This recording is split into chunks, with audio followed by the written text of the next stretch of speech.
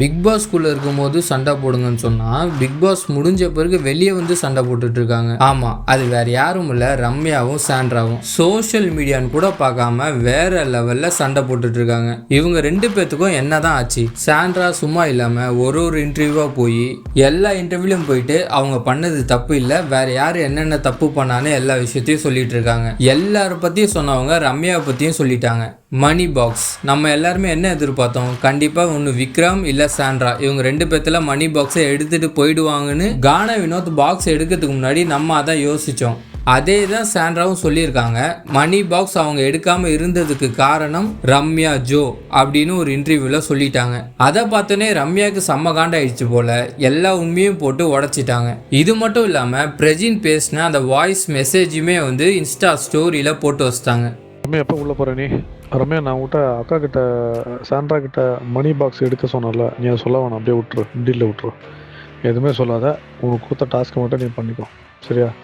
நீ எதுவுமே சொல்ல வேண்டாம், அதுக்கு தான் உனக்கு அடித்தேன், சரியா? மணி பாக்ஸ் எடுக்க வேண்டாம், எதுவும் சொல்லாத, அப்படியே விட்டுரு. அவங்கள அப்படியே மாட்டிக்கிட்டோம்.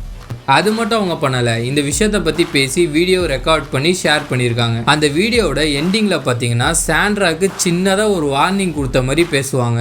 என்னத்தை நான் சொல்ல, அவங்க என்னென்னலாம் பேசியிருக்காங்கன்னு இந்த ஃபுல் வீடியோவில் நீங்களே பாருங்கள். Good morning. ஏன்டா காலங்கட்டிலே எங்களை விருப்பத்தி பார்க்குறீங்க? அதாவது ஒன்றும் இல்லைங்க, நான் நார்மலாக ரீல்ஸ் பார்க்குறாள், ஒரு ரீல்ஸ் பார்த்துட்டு இருந்தேன். அதில் சாண்ட்ரா சொல்லியிருந்தாங்க, பணம் ஏதோ எடுக்க சொல்லி பிரஜன் சொன்னாங்க. கனிக்கிட்ட போய் ரம்யா பேசியிருக்காங்க, கனி வேண்டான்னு சொல்லியிருக்காங்க, அதனால ரம்யா என்கிட்ட வந்து உள்ளே சொல்லவே இல்லை அப்படின்னு சொல்கிறாங்க. பிரஜன் என்கிட்ட பணம் எடுக்க சொன்னது உண்மை. அதே பிரஜன் 6ஆம் தேதி மத்தியானம் 1 மணி போல் எனக்கு வாய்ஸ் ரெக்கார்டு போட்டிருந்தாரு. ரம்யா பணம் எடுக்க வேணாம், அது டீல், அது போல் அதை விட்டுரு வேணாம் அப்படின்னு அவர் சொன்னது உண்மை. அதனால தான் வந்து உள்ள எதுவும் அதை பற்றி பேசலை. இன்னொன்று, நான் வந்து தெளிவாக சாண்ட்ரா கிட்ட வெளியில் பீன் பேக்கில் உட்காந்து சொல்லியிருந்தேன். பிரஜனா பணம் எடுக்க சொன்னார். சாண்ட்ரா என்ன ஆச்சுன்னு தெரியல, சடனாக வேண்டான்னு சொல்லிட்டாரு அப்படின்னு நான் சொன்னேன். ஆமாம், ஏன் பிரச்சனை அப்படி சொன்னார்? ஏன் பிரச்சனை பணம் எடுக்க வேணான்னு சொன்னார்?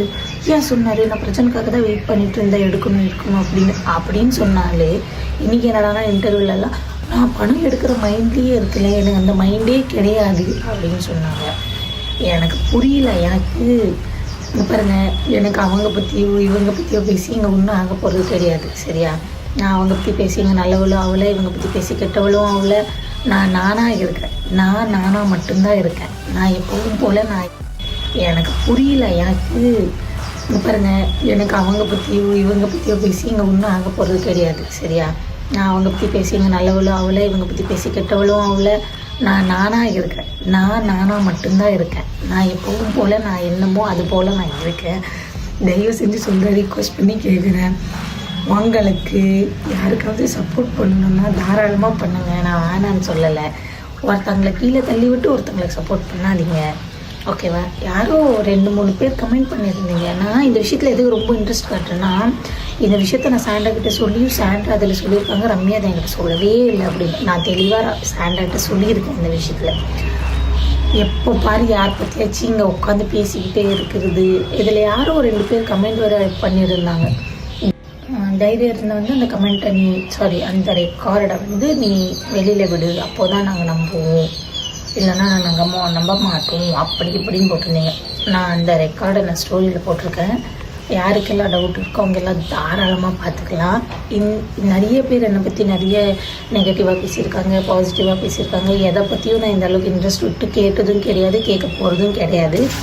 இந்த ஒரு விஷயத்த நான் எதுக்கு பேசுகிறேன்னா, 2 பேரும் புருஷனும் பொண்டாட்டி, ஒரு 2 பேரும் சாண்ட்ராவாக இருக்கட்டும் பிரஜனாக இருக்கட்டும், 2 பேரும் உட்காந்து எல்லாரை பற்றியும் இன்டர்வியூவில் பேசுகிறாங்க. எல்லோரும் இன்டர்வியூ கொடுத்துருக்காங்க தான், யாரும் எல்லாரை பற்றியும் உட்காந்து தப்பாக பேசினதே கிடையாது. இவங்க 2 பேரும் எல்லாரை பற்றியும் தப்பாக பேசுகிறாங்க தான். நான் ஆணி வச்சு அடிச்சிடுவேன்னு சொன்னார், அதை போய் கேட்டதுக்கு நான் சொல்லவே இல்லை, நீ வந்து கமெண்ட் ட்ரோலை பார்த்து கேட்காத ரம்யா, ஃபுல் வீடியோ பார்த்து கேளு அப்படின்னு பிரச்சனை நான் சொன்னார். சாண்ட்ரா குழந்தைங்க மேலே சத்தியமாக நான் உன்னை பற்றி தப்பாக பேசவே இல்லை அப்படின்னு சொன்னாங்க. எனக்கு உள்ள நடந்த பற்றி பேச கொஞ்சம் கூட துளி கூட விருப்பம் கிடையாது. நான் உள்ள நடந்ததை பற்றி பேசலை.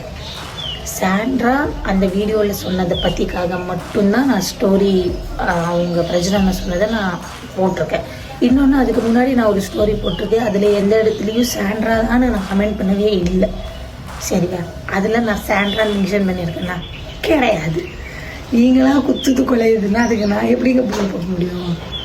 இங்கே பாருங்க ஜி, நீங்களாம் பேசுவீங்க, அதுக்கப்புறமா நான் உங்களுக்கு மட்டும்தான் வாயிருக்குன்னு சொல்லி ஆட்டக்காரி அப்படி இப்படி அவுத்து போடுற. ஆமாங்க, நான் ஆட்டக்காரி தாங்க, தப்பு பண்ணல, ஆடுறல்ல, சந்தோஷம்தான். மறுபடியும் சொல்கிறேன், நீங்கள் என்ன பேசுகிறீங்களோ அதை விட நான் பயங்கரமாக பேசுவேன். பேசினா என்ன சொல்ல போகிறீங்க? இவன் அப்படி இவன் இப்படி அப்படின்னு கெட்ட பேர் சொல்லிப்பீங்க. ஏங்க நான் கெட்டவளாவே இருந்துக்கிறேங்க, உங்ககிட்டலாம் நல்ல பேர் என்னங்க வரப்போகுது? ஏங்க நான் கெட்டவதாங்க, இதில் எந்த ஒரு சந்தேகமும் வேணாங்க. நான் எது எனக்கு உங்ககிட்ட எல்லாம் நல்லவளாக இருந்து ஒன்றும் ஆக போகிறது கிடையாது. ஒன்று ஸோ தயவு செய்து சொல்கிறேன், ப்ளீஸ் உங்களை ரிக்வெஸ்ட் பண்ணி கேட்குறேன், எனக்கு நிறைய வேலை இருக்குது, என்னை விட்டுருங்க, என்னை நோண்டாதீங்க. இதுதான் நான் இந்த விஷயத்துக்காக போடுற லாஸ்ட் ஸ்டோரி. இதுதான், தயவு செஞ்சு சொல்கிறேன், என்ன நோண்ட வேண்டாம். நான் எந்த தவறும் செய்யவில்லை, எனக்கு தெரியவில்லை. கேமை பற்றி என்கிட்ட கேட்காதீங்க, கேமை பற்றி என்கிட்ட கேட்காதீங்க, யாரை பற்றி என்கிட்ட கேட்காதீங்க. சரியா? உங்களுக்கு ஸ்டோரி வேணும், தைரியம் இருந்தால் அப்லோட் பண்ணி வீடியோ லீக் தாராளமாக ரெக்கார்ட் பண்ணி போட்டுக்கேன், நல்லா பார்த்துக்கோங்க. சொன்னாங்களா சொல்லலையான்னு நான் தான் போய் சொல்கிறேன் அப்படின்னு சொன்னீங்க. ஏங்க கனி அக்கா கிட்ட நான் போய் சொன்னேன்னு வச்சுக்கோங்க, கனி அக்கா எனக்கு ஏதோ சொன்னாங்கன்னு வச்சுக்கோங்க. ஏங்க நான் சொல்லியாங்க நீங்கள் எடுக்காமல் இருந்தீங்க, சாண்ட்ரா சாண்ட்ராவுக்காக தெரியாது எடுக்கணுமா வேணாமான்னு. சாண்ட்ரா எவ்வளோ பெரிய ஆள், அவங்களுக்கு அந்த தெரியாது எடுக்கணுமா எடுக்கக்கூடாதான்னு. இங்கே யாரும் சொல்லி கொடுத்தெல்லாம் பண்ணலை. இதே கானா வினோதனாவை நான் எடுத்துடாது நான் 1000 வாட்டி சொன்னேன். அண்ணனை எடுத்தாங்க தானே, சுயமாக யோசிச்சு தானே எடுத்தாங்க. அந்த மாதிரி சாண்ட்ரா எடுக்க வேண்டியது தானே, யாரும் சொல்லலைன்னு எதுக்கு வெயிட் பண்ணிட்டு இருந்தாங்க? அவங்களுக்கு எடுக்கணும்னு இருந்தால் எடுத்துருக்கலாம். உள்ள ஒரு பேச்சு வெளில ஒரு பேச்சு, உள்ளே இருக்கும்போது பிரச்சனை இருந்தால் எடுத்திருப்பார், பிரச்சனை வந்தால் எடுக்கலாம்னு வெயிட் பண்ணிட்டு இருந்தா, பிரச்சனை வந்துருந்தால் எடுத்திருப்பாங்க. உள்ளே வந்து எல்லா இன்டர்வியூ நான் எடுக்கிற மைண்ட்லேயே இல்லை, அந்த இதே எனக்கு கிடையாது அப்படின்றாங்க. அப்பா நன்றிங்க ஐயா, வணக்கம். நான் கெட்டவதா இந்த விஷயத்துக்கு நான் இதுதான் லாஸ்ட்டாக போடுற ஒரு ஸ்டோரி. ஸோ தயவு செஞ்சு ப்ளீஸ் நான் மறுபடியும் சொல்கிறேன், என்னை பற்றி எப்படி இருந்தாலும் தப்பாக தான் பேச போகிறீங்க, பேசுவாங்க, எனக்கு அதை பற்றி கவலை கிடையாது. இந்த ஒரு விஷயத்துக்கான கிளாரிட்டி நான் கொடுத்தாச்சு. ஸோ இதுதான் இந்த விஷயத்துக்கான last story. Thank you, love you so much.